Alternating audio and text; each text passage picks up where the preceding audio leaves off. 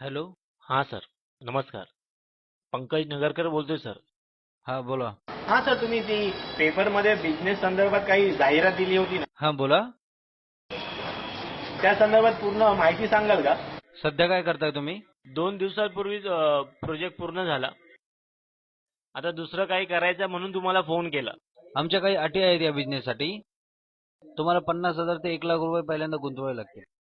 1-1.5 lakh. Okay okay sir, चालेल चालेल, काही हरकत नाही. कधी कधी आपल्याकडे लाईट नसते तेव्हा रात्री अपरात्रीही काम करावं लागेल तुम्हाला.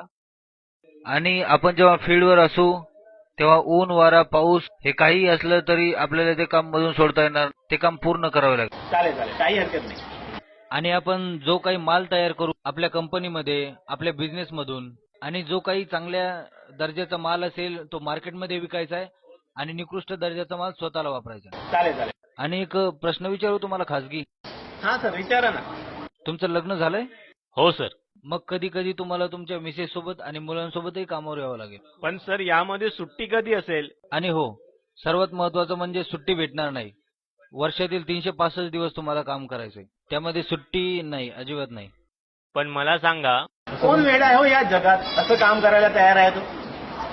आहे ना, शेतकरी, जो वर्षातील 365 दिवस आपल्या बायका मुलांसोबत शेतात राबतो, कसलीही अपेक्षा न बाळगता, आणि तो त्याचा मालाचा भावही ठरवू शकत नाही.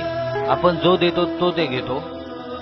आता तरी त्याचं अस्तित्व मान्य करा, कारण शेतकरी ज्या दिवशी स्वतःसाठी जगेल त्या दिवशी सारे जग उपाशी मरेल. सॉरी सर, मला जाणीवही नव्हती शेतकऱ्यांच्या जीवनाची. I am really sorry.